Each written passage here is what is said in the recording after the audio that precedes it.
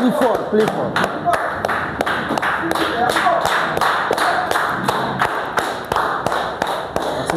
Merci. Bonsoir à tout le monde. J'espère que vous allez bien. Sûrement, vous vous demandez qui a appris ce gars-là comment parler en public. Mais vous savez pourquoi j'ai débuté comme ça? C'est parce que ça me rappelle l'histoire des jeunes. Des jeunes qui n'osaient pas parler devant ses camarades de classe. Des jeunes qui n'osaient pas regarder les gens droit dans les yeux. Des jeunes qui pensaient que le fait de regarder les gens droit dans les yeux, les gens allaient l'insulter.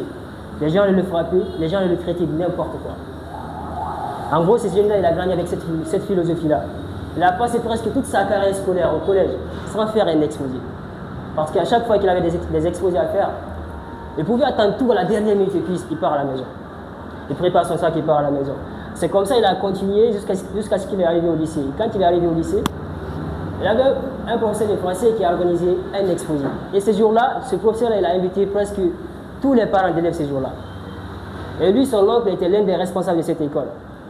Son oncle est venu. Il voulait encore partir ce jour-là. Il a pris son sac, il était au véranda, il voulait partir. Automatiquement, il a vu son oncle venir. Ce jour-là, il était face à deux mondes. Le premier monde, c'était le monde de fuir devant sa responsabilité, sa peur de parler en public. Et le deuxième monde, c'était le monde de vraiment avoir peur de parler devant les gens. Et ce jour-là, il s'est dit quoi? Il s'est dit qu'il va vraiment essayer d'affronter sa peur de parler en public. Parce que quoi? Il n'a pas envie de perdre sa réputation dans sa famille. Parce qu'il était considéré comme étant l'un des meilleurs élèves de sa famille. Et ce jour-là, il est venu, il s'est arrêté devant ce mini public-là, il a fait son exposé. Après tout, son oncle lui a appelé dehors. Il a dit, mon neveu? Il dit oui. Il dit, petit, tu as fait un bon exposé. Il dit, quand tu continues ça pendant des années, tu deviendras un jour quelqu'un. Mais petit qu'il était, il n'avait pas compris c'est quoi vraiment le sens. Mais en ce moment, parce qu'en ce moment, c'était vraiment l'âge flair, donc c'était aller chercher des filles et tout ça. Après, ce mec-là, il a commencé à faire des recherches sur les réseaux sociaux. Parce qu'au début, c'était juste aller sur Facebook, parler avec des filles, des garçons et tout ça, chercher des relations. Mais un jour, il s'est dit quoi? Il est parti sur YouTube, il a commencé à faire des recherches, comment parler en public. En un mot, il a découvert ce qu'on appelle le développement personnel. Et quand il a découvert le développement personnel, et ce jour-là, sa vision du monde a commencé encore à changer. Après, il a commencé à écrire des textes et tout ça. Un jour, il s'est dit quoi? Il s'est dit qu'il va créer une chaîne YouTube. Il a créé cette chaîne YouTube, il a commencé à animer cette chaîne YouTube. Et laissez-moi vous montrer d'abord l'une des premières productions de cette personne dont je vous parle. Voilà, mesdames et messieurs, ça c'est l'une des premières productions de cette personne dont je vous parle. Et cette personne n'est personne d'autre que moi qui est arrêté aujourd'hui devant vous. Je m'appelle Suleiman. Et voilà, là, ça c'est ma chaîne YouTube que j'anime maintenant, on peut dire à peu près aujourd'hui 1 an. J'ai 1000 et quelques abonnés, c'est pas beaucoup, mais en tout cas, on continue toujours à aller travailler de l'avant pour aller encore beaucoup plus. Parce que l'objectif, ce n'est pas d'être là, mais c'est d'impacter aussi plusieurs personnes à la fois. Donc, maintenant, on va essayer de voir, aujourd'hui, comme le thème l'indique, comment est-ce qu'on va transformer nos peurs en une opportunité pour réussir notre vie. Excusez-moi d'accepter ça, s'il vous plaît. Qui n'a jamais eu peur dans sa vie? Est-ce qu'il y a quelqu'un qui n'a jamais ressenti la peur toute sa vie? Non. D'accord. Alors, maintenant, on va essayer de voir ce thème du jour qu'on a aujourd'hui. Comment est-ce qu'on peut transformer nos peurs en une véritable opportunité pour réussir notre vie? Qui ne veut pas réussir sa vie ici? Personne. D'accord. Mais avant de vous parler de ça, d'abord, j'aimerais juste vous parler d'une chose. Et c'est très important pour moi parce que moi, à chaque conférence, à chaque formation que je participe, j'essaie d'abord de rappeler ces 3 choses-là. Alors, la première chose que vous devez savoir ici, que je vous dis, ce sont les 3 A de la réussite. Je ne sais pas si vous prenez note, mais en tout cas, essayez de voir. Ce sont les 3 A de la réussite. Est-ce que vous avez une fois entendu parler des 3 A de la réussite, s'il vous plaît? Clément, vous avez une fois entendu parler des 3 A de la réussite? Non. Qui encore? Et là? Madame, vous? D'accord. Alors, les 3 A de la réussite, ici, le premier A de la réussite que vous devez retenir ici, il s'agit d'apprendre. Vous savez, un jour, Benjamin Franklin a dit ceci, que la plupart des gens meurent à l'âge de 25 ans et ils sont enterrés qu'à l'âge de 65 ans. Parce qu'aujourd'hui, nous les jeunes, une fois qu'ils terminent l'université, on se dit que l'étude c'est bon. on ne va plus étudier, on ne va plus suivre des formations. Même si on dit aux gens, il y a des formations sur l'entrepreneuriat, ils ne vont pas suivre. Même si on dit des jeunes, il y a des formations sur la gestion de l'argent, ils ne vont pas suivre. Parce que quoi, les gens se disent, on a étudié pendant des années, ça n'a pas marché, donc du coup, je n'ai pas trouvé un boulot, donc je ne vais pas étudier. Et pourtant, ce n'est pas ça. Et pourtant, si vraiment nous voulons réussir dans la vie, nous devons être des étudiants éternels. Et ça, vous devez vraiment le savoir. Pour ça, je vais vous raconter une histoire très simple. Vous savez, c'était un jeune qui s'est marié. Il s'est marié et de jour en jour, sa situation financière ne faisait qu'empirer. Maintenant, il s'est dit quoi? Il s'est dit qu'il va sortir en aventure. Et il est venu trouver sa femme en disant à sa femme, femme, je vais vraiment sortir en aventure, aller chercher de l'argent pour nous, tout ça. Sa femme lui a dit, ok, tu peux partir. Le gars, il est parti, il a trouvé un boulot, il a commencé à travailler. Son premier mois de salaire, son patron lui a remis son argent, il a dit, non patron, j'aimerais que vous gardiez mon argent pour moi. Le jour où je serai prêt à rentrer chez moi, là vous pouvez me donner mon argent. Son patron lui a dit, ok, il n'y a pas de problème. Après, il a travaillé pendant des années avec son patron. Et le jour où il est prêt vraiment à rentrer, à aller trouver sa femme, vivre avec sa femme, il est venu trouver son patron. Il a dit, patron, j'aimerais que maintenant, je vais vraiment rentrer chez moi. Son patron, il a dit, ok. Il dit, jeune homme, il dit oui. Il dit, tu sais, tu es un homme en tout cas très gentil, bien éduqué. Alors, j'aimerais juste te dire une chose. Est-ce que tu peux échanger ton argent avec 3 conseils que j'ai à te donner? Je sais que n'importe qui ici allait vraiment réfléchir beaucoup sur ça. Mais ce gars-là, il était là, en train de penser. Est-ce que je vais accepter ou bien est-ce que je vais laisser? Ou est-ce que je vais prendre mon argent? Et finalement, il a pris une décision, il a dit à son patron, ok, il est d'accord, et tu peux faire apprendre. Son patron lui a donné 3 conseils. 3 conseils. Son patron lui a donné 3 conseils. Le premier conseil, ça ne prend pas beaucoup. Donc le premier conseil, il lui dit d'éviter les raccourcis. Les raccourcis. Le deuxième conseil, c'est de se méfier de sa curiosité. Et le troisième conseil, c'est avant de prendre une décision, il faut d'abord réfléchir 24 heures. Le gars, il était là, il a dit ok, il n'y a pas de problème, il a pris son sac et tout ça, ses bagages. Il était prêt vraiment à rentrer. Son patron encore lui a remis 3 pains. Il a dit, ces 2 premiers pains, tu peux les manger en cours de route. Et le dernier pain, là, tu le gardes avec ta femme, tu vas le manger avec ta femme. Il a dit ok, il est parti. Et quand il est parti, il est venu, il était avec un groupe de personnes. Et quand il est arrivé, à un moment donné, les gens ont dit, mais s'il vous plaît, passons par là, c'est la route la plus rapide. Il voulait partir, mais automatiquement, il s'est rappelé du conseil de son patron, qui lui disait de se méfier, d'éviter les raccourcis. Il s'est retourné automatiquement. Il a dit, non, moi je passe par là. Après, le lendemain matin, il apprend qu'il y a eu des ravisseurs qui ont attaqué ces gens-là. Ils ont pris tout ce que ces gens-là avaient. Après, le deuxième jour, il vient, il passe la nuit quelque part. C'était la nuit, il passe la nuit quelque part. Après, il entend des bruits dehors. Il voulait sortir voir qu'est-ce qui se passe dehors. Mais automatiquement, il s'est rappelé du conseil de son patron qui lui disait de se méfier de sa curiosité. Il s'est retourné encore. Le lendemain matin, il apprend qu'ils sont des bandits qui sont venus, ils ont attaqué ces gens-là. Ils ont pris tout ce que ces gens-là encore. Après, le troisième jour, il vient, il arrive chez lui. Il trouve que sa femme est arrêtée avec un jeune homme. Il a passé des années en aventure, il vient, il trouve sa femme est arrêtée avec un jeune homme. Donc il voulait vraiment aller bondir sur cette personne, frapper la personne et puis frapper sa femme. Mais qu'est-ce qu'il s'est dit? Il voulait aller, mais bon, il s'est encore rappelé du conseil de son patron qui lui disait, avant de prendre une décision, il faut d'abord réfléchir 24 heures. Donc il a pris son sac, il est parti quelque part passer la nuit. Après le matin, il revient, sa femme lui a très bien accueilli et tout ça. Après il dit à sa femme que depuis hier, je suis venu ici. Mais du coup, je savais vu avec un homme et j'étais fâché et puis je suis parti. Sa femme lui a dit, ok, mais ce jeune homme que tu avais vu là, c'est ton fils. Quand tu étais parti, j'étais enceinte. Je ne voulais pas empirer la situation. Pourquoi je ne t'ai pas dit que j'étais enceinte? Après, il a dit, ok, il n'y a pas de problème, il a salué son enfant. Mais s'il n'avait pas aussi accepté ce conseil de son patron-là, il allait tuer ce jeune homme-là et en plus faire du mal à sa femme. Donc finalement, qu'est-ce qui s'est passé? Maintenant, le soir, il vient, il fait sortir le pain, ce que son patron lui avait donné de manger avec sa femme. Il fait sortir son pain. Et maintenant, il a trouvé tout son argent dedans. En fait, la moralité de cette histoire, ça montre que quand nous sommes vraiment prêts à apprendre, sachez que nous allons avoir de l'argent. Parce que pour moi, la qualité de notre vie dépend à la qualité de notre savoir. Et comme le disait le grand Karamo, plus tu sais, plus tu es. Et plus tu es, plus tu as. Si tu veux vraiment être comme une personne, par exemple, il y a Elas qui est là. Il y a quelqu'un ici dans cette salle qui veut être comme Elas. Il n'y a pas de problème. Mais la première des choses d'abord, c'est d'étudier d'abord Elas. Étudier comment Elas se comporte envers les choses, comment est son mindset, comment est tout ça.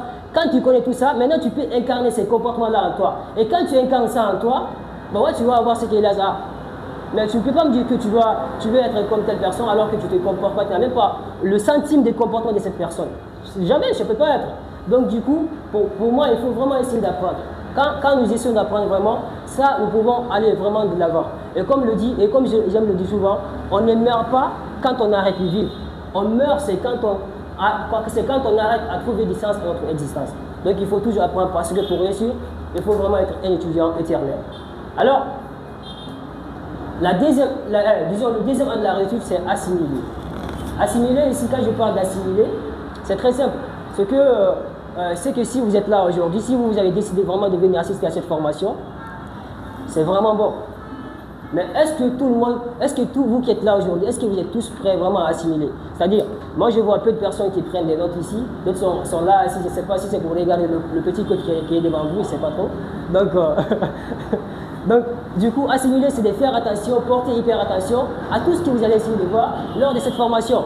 Parce que si vous assimilez tout ça, une fois que vous serez à la maison, là, vous n'aurez même pas besoin d'appeler Clément ou d'appeler, je ne sais pas, Dianos après pour dire il faut juste m'aider à comprendre ça. Non, quand vous assimilez tout ça, comme ça, vous prenez une note et comme ça, quand vous serez à la maison, une fois que vous êtes chez vous, vous allez voir juste le carnet et puis voilà, ça. Après, vous passez à l'action et d'où vous passez le troisième an de la réussite qui est tout simplement appliqué. Vous savez, on ne peut pas écrire notre vie à travers des mots, à travers des paroles, non. On ne peut qu'écrire notre vie à travers des actes. Raison pour laquelle on dit qu'une seule action vaut mieux que 10 000 mots. Donc à force de parler, il faut juste mettre quelque chose en action et comme ça tu vois un résultat. Si tu veux vraiment cette fille-là, elle passe de l'autre côté, au lieu de dire à tes amis, ouais, tu vois, cette fille-là, elle me plaît beaucoup. Allez, vas-y, fonce, va dire, là, comme ça, tu vois un résultat. Mais tu restes là, clogné ici, bah, le résultat, ça sera fermé. Si c'est oui, non, ça sera en tout cas fermé. Mais là, quand tu pars, là, tu auras au moins des résultats qui sont vraiment ouverts. Parce que là, si elle te dit oui, bah, tu pourras aller avec elle. Mais quand elle te dit non, ah ouais, c'est non, ok, quand tu la vois maintenant, tu vas même pas la considérer après. Donc du coup, il faut vraiment passer à l'action. Et ça me rappelle, disons, un pote, il était à l'université de Kindia. Après, il m'a dit un jour, il dit, Souleymane, tu vois, moi j'ai participé à plusieurs formations sur l'entrepreneuriat et tout ça, mais jusqu'à présent, ça n'a pas marché pour moi. Je lui ai dit alors, oh, il y a un problème alors. Il dit, c'est quoi ce problème alors? Cherchons le problème ensemble. Il a dit, c'est quand la dernière fois tu as appliqué quelque chose qu'on t'a montré là-bas? Il me dit, ouais, franchement, pour me dire, ouais, je ne sais pas. Je dis, wow. Quelle connerie qu'elle a me raconté. Tu viens, tu assistes à des formations, tu n'appliques même pas une méthode qu'on t'a montrée et puis tu te dis que ça n'a pas marché. Comment tu veux que ça marche? C'est de la magie ou quoi? Mais il faut que tu passes à l'action pour que ça marche. Là, comme ça, il faut vraiment passer à l'action. Moi, j'aime le dire, d'ailleurs, c'est le A le plus important. Maintenant, on va essayer de résoudre cette équation ensemble, ok? C'est pour dire que même si ça n'écrit pas, donc on dit. Bon. Il faut appuyer. Appuyer encore beaucoup? Oui. J'ai pas plus de force. Disons, apprendre, plus, assimiler, plus, ok, appliquer. Selon vous, tout ça, ça donne quoi? Apprendre, plus, assimiler, plus, appliquer. Les quoi, on n'est pas en mathématiques, hein, mais bon, traiter. Ça donne quoi selon vous? Ah, ça c'est bien. Apprendre, plus assimiler, plus appliquer, ça donne automatiquement la réussite. Et ça est-ce que maintenant, vous qui êtes là aujourd'hui, est-ce que vous êtes vraiment du tout prêt à apprendre, à assimiler et à appliquer, à passer à l'action? Est-ce que vous êtes vraiment chaud pour ça? Yes. Je veux un yes qui va faire trembler cette salle, s'il vous plaît. Yes! Yes! Je veux un yes qui va faire trembler cette salle, s'il vous plaît. Yes! Yes! Est-ce que vous êtes vraiment chaud à apprendre, assimiler et appliquer tout ce que vous allez voir dans cette formation, s'il vous plaît? Yes! Voilà. Ça c'est bien déjà. Applaudissez pour moi, vous êtes bien millionnaire. On aime souvent définir la peur comme étant une perception erronée de la réalité. D'abord, vous devez comprendre que l'être humain est composé de des bornes. Ok? Pour moi, c'est pas trop. Donc, on a une borne positive et une borne négative. Donc, du coup, puisque l'être humain fonctionne à travers les émotions et les vibrations, Donc une fois que nous avons peur, nous transmettons une information négative à la partie inconsciente de notre cerveau. Et cette partie inconsciente à son tour transmet cette même information à la partie consciente de notre cerveau. Donc c'est ce qui fait que des fois, nous ressentons certains types d'émotions, surtout quand nous sommes devant quelque chose de nouveau. Surtout quand nous sommes devant certaines circonstances, sensiblement vous allez voir des personnes commencent automatiquement à trembler. Donc raison pour laquelle on dit que nous sommes dans la vie le reflet de ce que l'on ressent à l'intérieur. Moi je peux prendre dans mon cas, il y a 3 années cela, j'ai été choisi comme étant garçonnier d'un mariage. Voilà, c'était mon travail. Et du coup, ce mariage-là, on a passé presque une semaine à répéter les chorégraphies qu'on allait danser le jour du mariage. Donc, on vient le jour du mariage, on descend du cortège, on rentre dans la cour où c'est fait la réception. On rentre, et ce qui est plus marrant dans tout ça, j'étais même l'un des initiateurs de certaines chorégraphies lors de la répétition. Maintenant, on rentre, on met la musique, on devrait commencer à danser. Waouh! Tout le monde était là en train de danser. Moi, j'étais là en train de trembler, comme si j'étais vraiment à trembler. J'étais là en train de trembler. Donc, ce jour-là, je me suis dit, oh! Et tout ça, qu'est-ce qui a fait ça? C'est parce que c'était pour moi une première fois de danser devant un public qui est là en train de me regarder. Parce que quand il s'agit des boîtes de nuit, bon, dans une boîte de nuit, vous rentrez, vous dansez, tout le monde est là en train de danser. Donc personne ne regarde quelqu'un. Donc et là-bas, il y avait des gens qui étaient là, venus assister simplement au mariage. Donc regardez tout ce qui se passe au mariage. Et il y avait des yeux. Moi, ce jour-là, la peur, elle a pris le contrôle sur moi, donc je n'ai pas pu donner le meilleur de moi-même. Et ce jour-là, qu'est-ce qui a fait ça? C'est parce que la peur, elle a pris le contrôle sur moi. Donc elle est venue, elle m'a colonisé, elle a pris tout simplement le contrôle sur moi. Donc supposons un deuxième exemple, c'est Tando, hein, d'accord. Supposons que Tando est à la maison, ok. Il est à la maison, ça fait naze à la maison et tout ça. Maintenant il s'est dit qu'il va sortir, aller au Carrefour, voilà, voir tout ce qui se passe au niveau du Carrefour. Tando vient, il sort, il vient, il s'arrête au Carrefour, il met dans la poche, après il voit. Il observe tout. Et du coup, Tando voit une fille passer de l'autre côté. Et cette fille a vraiment attiré le cœur de Tando. Qu'est-ce que Tando va dire? C'est vrai que Tando aura peur pour un début. Il va avoir peur, forcément. Mais s'il laisse vraiment cette peur contrôler sa vie, prendre le contrôle sur lui, qu'est-ce qui va se passer? Tando va penser sur tout ce qui est négatif dans sa vie. Et quand il pense à ça, finalement, qu'est-ce qui va se passer? Même s'il gagne le courage d'aller vraiment affronter cette fille, vous allez voir Tando venir comme ça. Comme s'il avait foi, quoi. Comme ça, il vient, il s'arrête devant la fille. Donc, vous allez voir, même si Tando est beaucoup plus élancé que la fille, mais il va s'arrêter comme ça. Ouais, bonjour, j'aimerais que tu me passes ton numéro, quoi, tu vois. Donc, du coup, et quand il se comporte automatiquement comme ça, qu'est-ce que la fille va dire? La fille aussi, elle va penser sur tout ce qui est négatif. Mais regarde ce mec-là, il n'ose même pas me regarder droit dans les yeux. Son droit de ce jour-là, parce que quoi? Parce que Tando a peur. Donc, raison pour laquelle on dit que la peur elle-même, elle a détruit plus de rêves que l'échec lui-même. Je répète encore, la peur elle-même, elle a détruit plus de rêves que l'échec lui-même. Est-ce que vous connaissez ici, dans cette salle, c'est où l'endroit le plus riche au monde? Est-ce que vous connaissez? C'est où l'endroit le plus riche au monde? C'est pas toi, c'est quoi? Voilà. Au monde. Merci beaucoup, madame. C'est beau, c'est ce que j'attendais. Merci beaucoup. L'endroit le plus riche au monde, c'est le cimetière. Parce que c'est là où vous allez voir des gens qui avaient un rêve pour changer ce monde en un claquement de doigts et ils ont été attirés avec les rêves. C'est là où vous allez voir des futurs leaders qui ont été attirés. C'est là où vous allez voir des futurs entrepreneurs qui ont été attirés.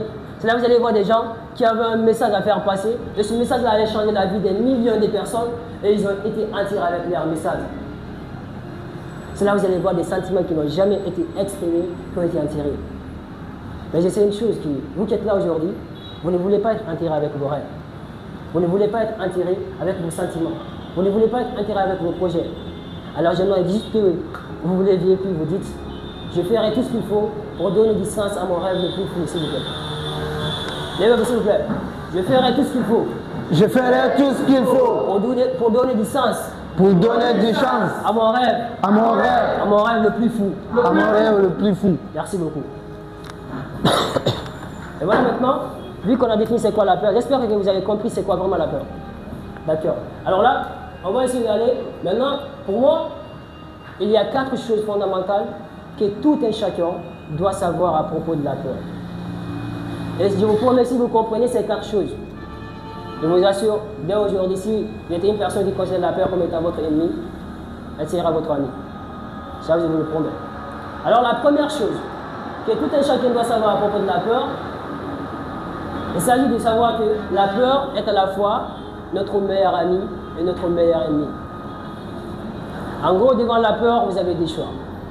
Soit vous dominez la peur, soit vous laissez la peur prendre le contrôle sur vous. C'est votre manière de se comporter envers la peur qui peut déterminer son genre. Et si vous voulez que la peur elle soit votre meilleure amie, moi je dirais que c'est très simple. D'abord, la première des choses, il faut d'abord l'accepter.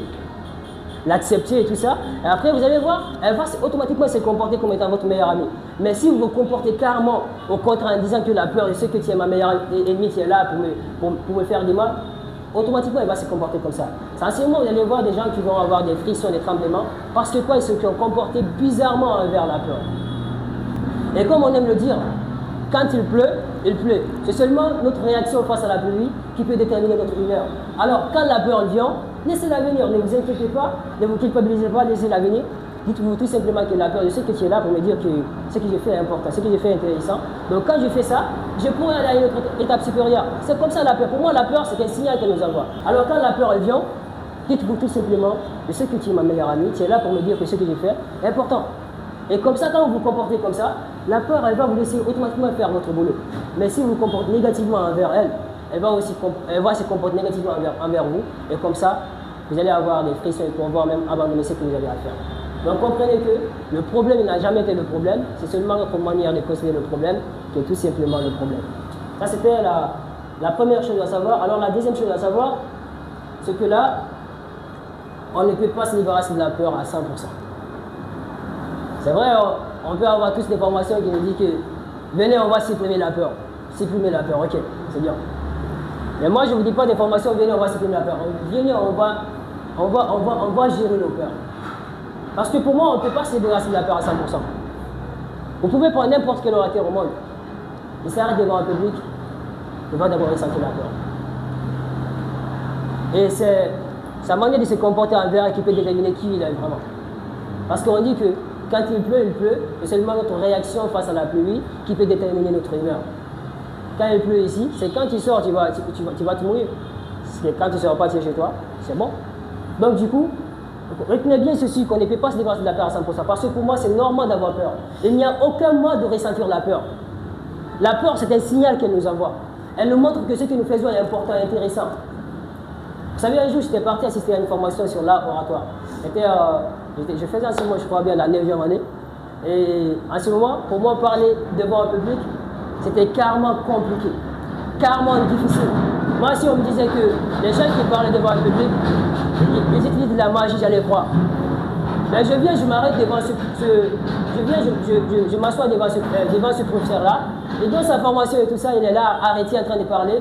Bah ouais, il ne butait même pas. Je me dis, waouh, mais ça, c'est quel génie ça. Mais je vous assure, si on me disait que c'était lui, Albert Einstein, ces jours-là, j'allais croire. Si on me disait que c'était lui, Thomas Edison, j'allais croire, moi. Parce que quoi? Pour moi, c'était carrément difficile de parler devant un public. Donc du coup, à la pause, on sort. Pendant que les amis cherchaient quoi à bibliothèque, moi j'étais là, j'attendais juste le formateur. Et quand je l'ai vu passer de l'autre côté, j'ai couru vers lui. J'ai dit, monsieur, s'il vous plaît, excusez-moi. Il a dit quoi? J'ai dit, monsieur, j'ai une question à vous poser. Je lui dis, monsieur, est-ce que quand vous étiez arrêté devant nous, est-ce que vous n'avez pas ressenti une sorte de peur? Après, il a commencé à sourire. Je pensais que dans ma tête, je posais une mauvaise question. Après, il me dit, jeune homme, c'est une très bonne question, une question très pertinente.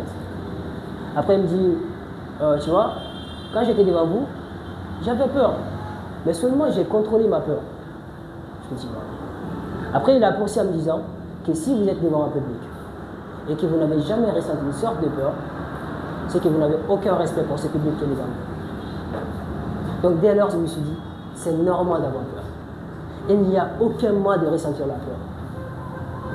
Parce que c'est ce que je vais vous dire, que si vraiment votre rêve qui vous tient vraiment à cœur, et ne vous faites pas peur, ce qu'il n'est pas si grand. Si ce projet qui vous tient vraiment à cœur, et ne vous faites pas peur, c'est qu'il n'est pas si grand.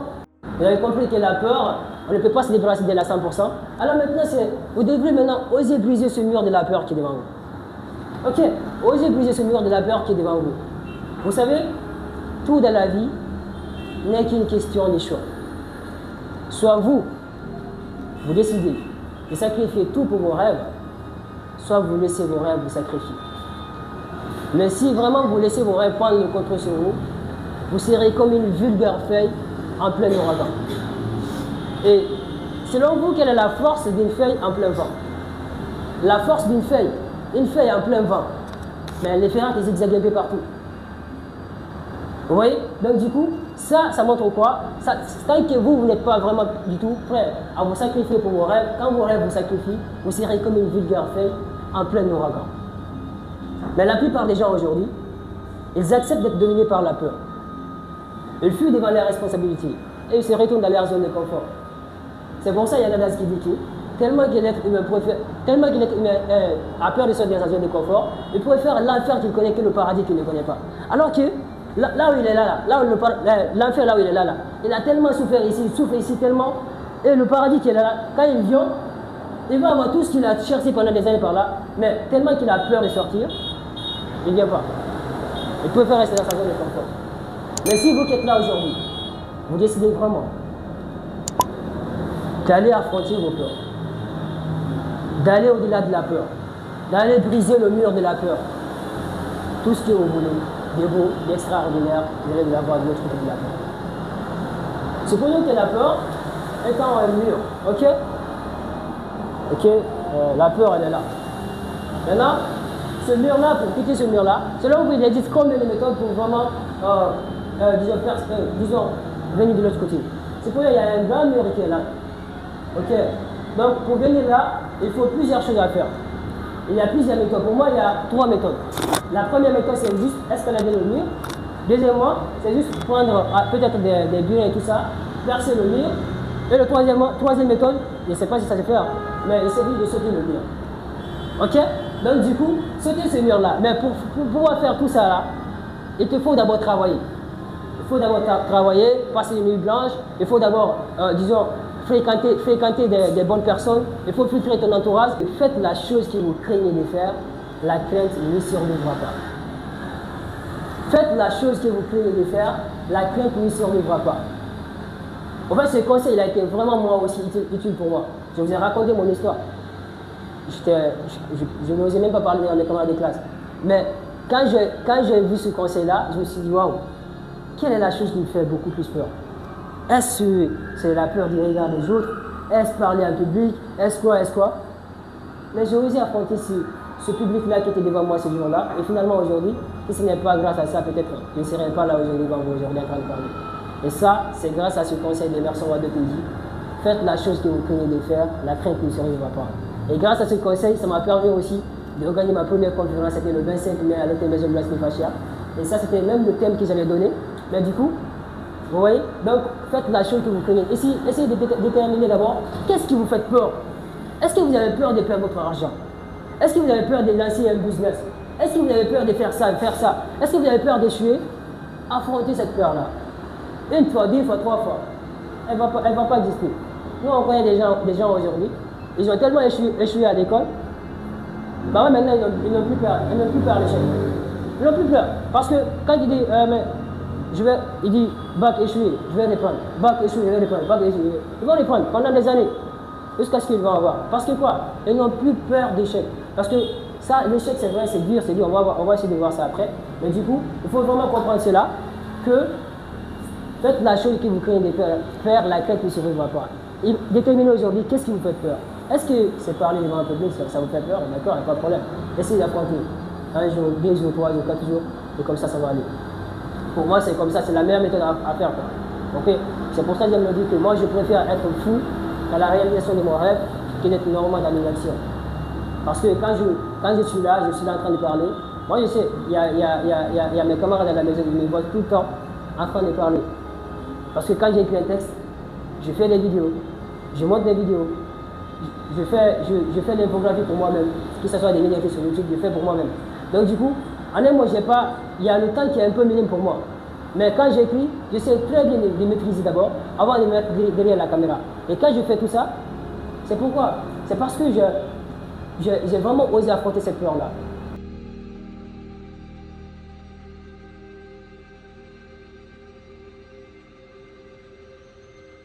C'est pour ça que Bouddha lui-même il a dit que l'esprit est tout. Ce que vous pensez, vous le devenez. Parce que notre esprit ne fait aucune différence entre le passé, le présent, le futur, l'imaginaire ou le réel. Ça ne fait aucune différence. Donc c'est pour ça qu'on vous dit souvent, Il faut toujours avoir un mental de champion, un mental d'acier, un mental de gagnant. Il faut toujours être optimiste pour voir le bon côté des choses et non être pessimiste pour voir le mauvais côté des choses. On a tous vécu ce temps-là, coronavirus. Mais il y a eu des gens, des influenceurs, essentiellement, ils ont vraiment eu du succès. Quand on prend Rabila, c'est pendant la Covid-19 qu'il a eu son succès. Et puis les influenceurs, c'est comme ça. Et pendant que les gens sont là en train de pleurer, ouais Corona, ça va pas.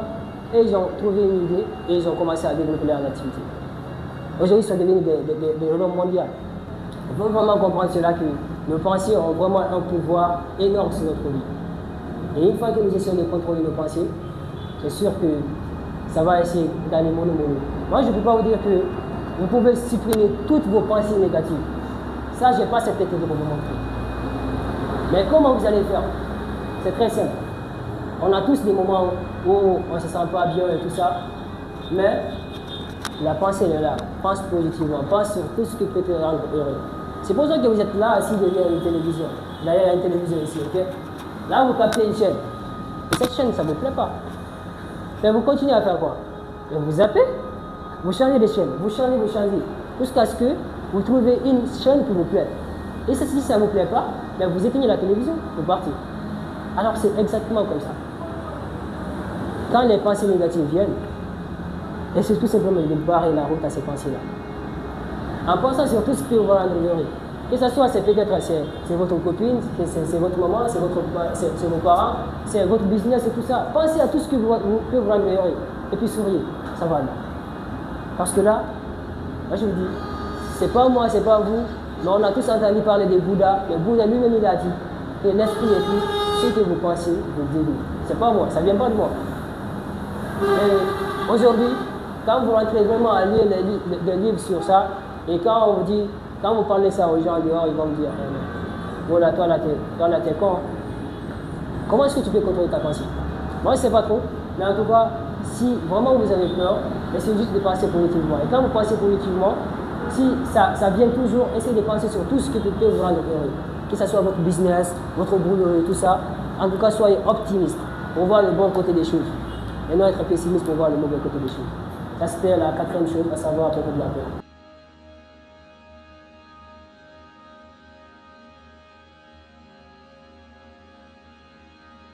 C'est là où vous existe combien de types de peur? Combien de types de peur?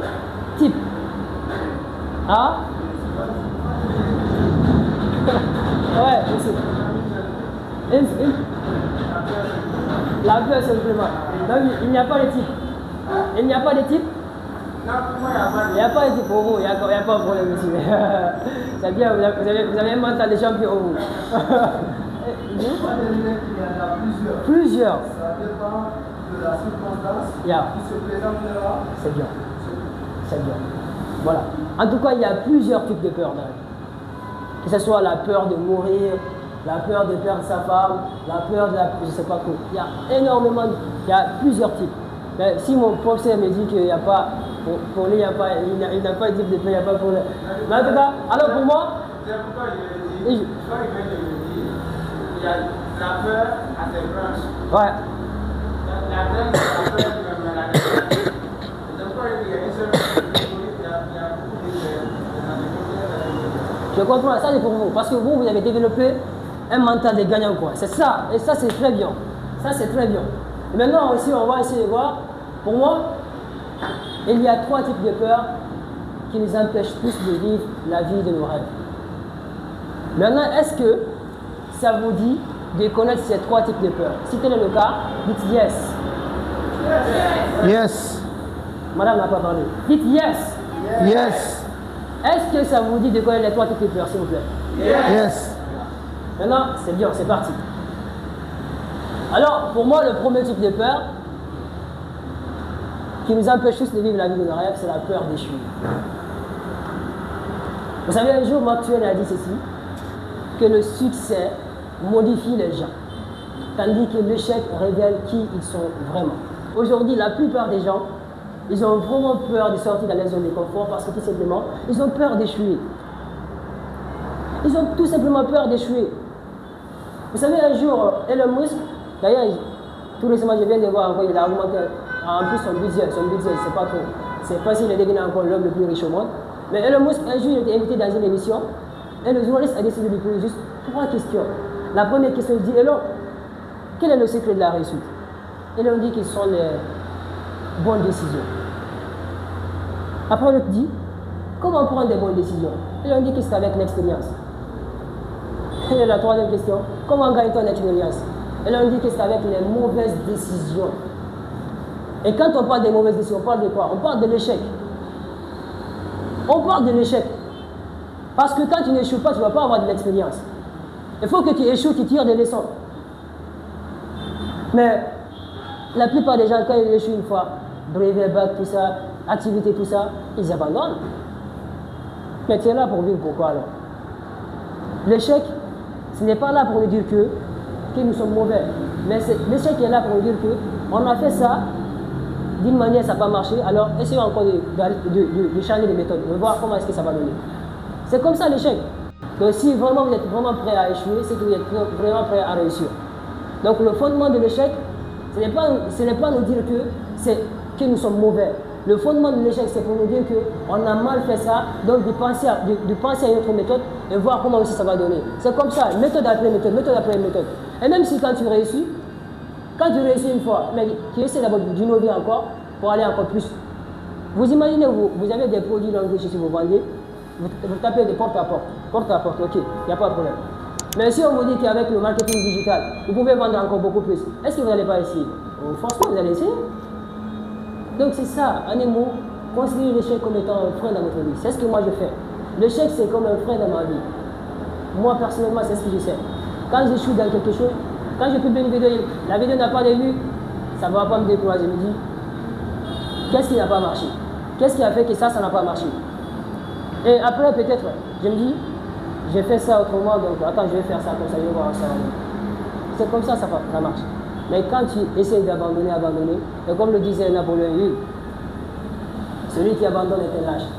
Et celui qui continue toujours à se battre est un gagnant. Alors j'espère que nous sommes tous les gagnants dans cette salle. Yes. Yeah. J'espère que nous sommes tous. Et comme le disait, comment je peux dire, le gars là, Winston Churchill, l'échec, le succès, c'est de se promener d'échec en échec. Donc échouer, combien de fois vous voulez échouer, mais relevez-vous. C'est ça l'importance. Relevez-vous tant que vous voulez. Parce que quand on était tous petits, tout ça, bébé, on a tombé au moins 10 000 fois avant que ça va marcher. C'était le cas quand, par exemple, moi j'étais là en train de ramper avec les pieds. Je me dis, je commence à me lever et puis je tombe. Mais non, quand j'allais abandonner ce jour-là, qu'est-ce que je revenais ici peut-être à 4 pattes après. Je vais passer en 4 pattes si j'avais abandonné. Donc n'abandonnez jamais. Ça c'était le premier type de peur.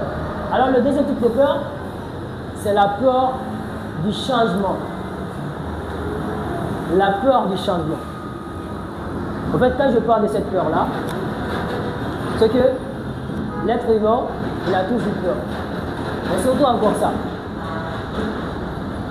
La plupart des gens ont peur des différentes mutations que subit le monde. Avant, quand on parlait des business et tout ça, c'était plus ancien. Mais aujourd'hui, on parle de business en ligne. Les gens ont peur vraiment d'envoyer leur argent dedans. Quand tu les emploies, ils disent, ouais, c'est une histoire d'arnaque. Arnaque. Parce que quoi? Ils ont peur de ce changement-là. Et ça, c'est le changement.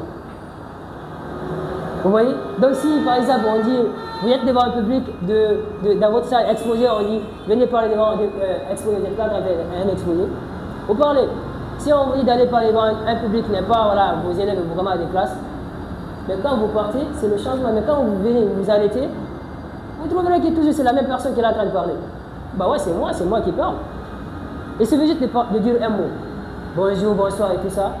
Et voilà, ouais, c'est toujours la même personne qui parle. Seulement, il y a des visages qui sont différents. D'accord. Mais c'est toujours la même personne. Et ça, c'est le changement. Moi, je me rappelle la première fois où je me suis arrêté derrière une caméra pour parler.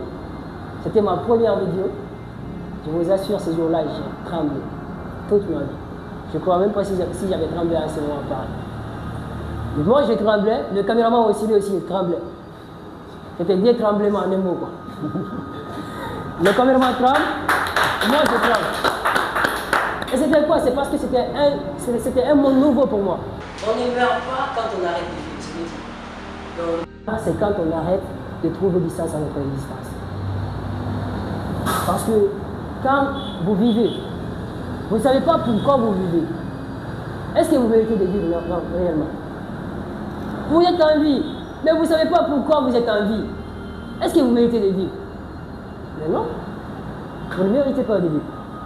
Donc on ne meurt pas quand on arrête de vivre, on meurt, c'est quand on arrête de trouver du sens à son existence. Ça c'était le deuxième type de peur. Alors je vais vous parler du troisième type de peur, d'ailleurs c'est le dernier. Pour moi, c'est le best-of. C'est le meilleur. Et ça ici, la peur des regards des autres.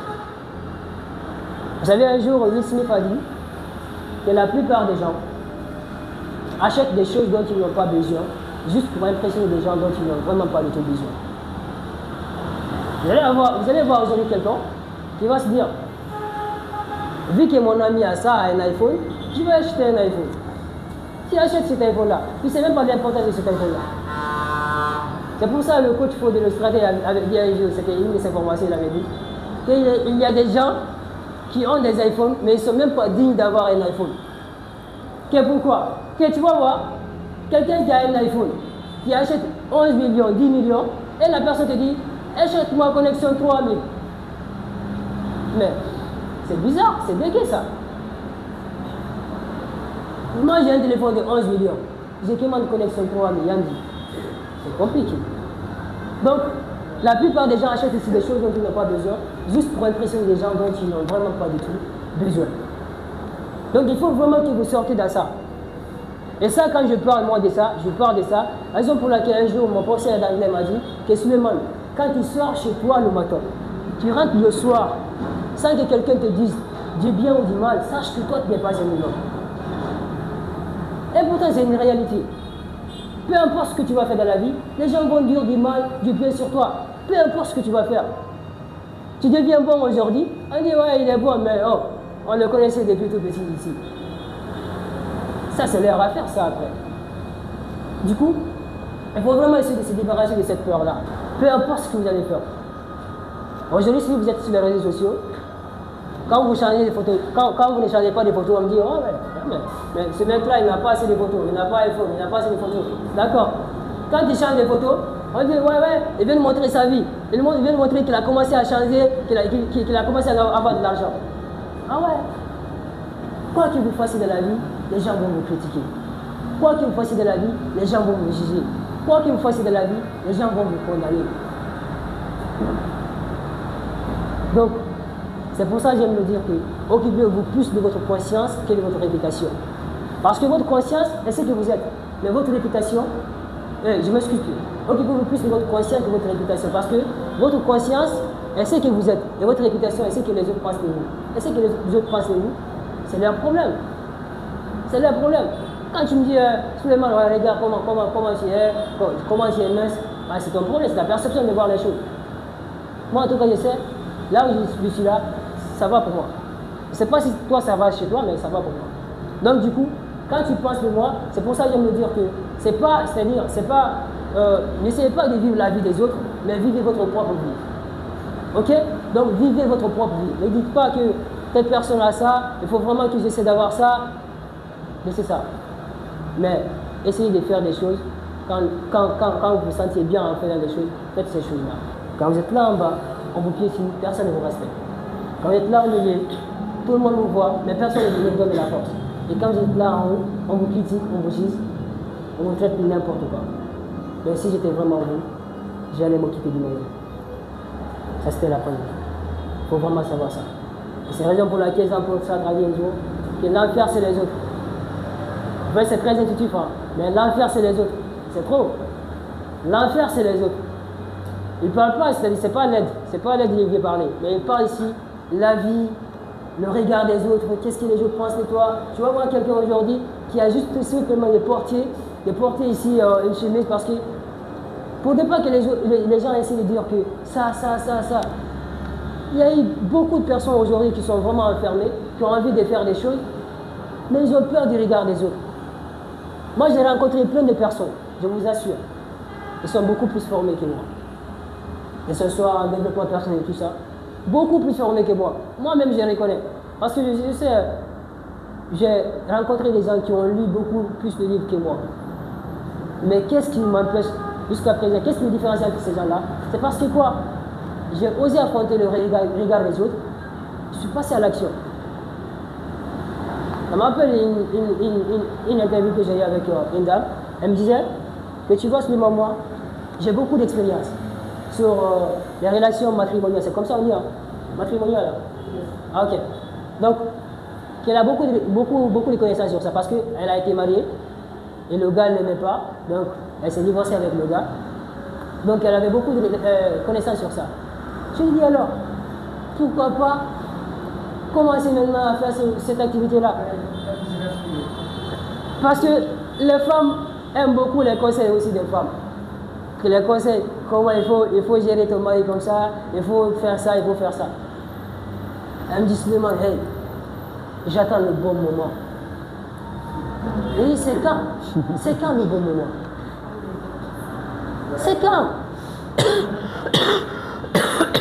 Qui connaît le bon moment ici? Personne. C'est quand le bon moment? Moi, je ne connais pas le bon moment. Pour moi, le bon moment, c'est maintenant. Passe, c'est le bon moment. Quand j'ai dit je vais organiser ma première conférence, mon frère à la maison me disait, hey, c'est très tôt, arrête, tu n'es même pas populaire, les gens ne te connaissent même pas dans ce domaine-là. Il dit, hey, grand, hey, je vais organiser ça. Si je vais faire, mais je vais organiser.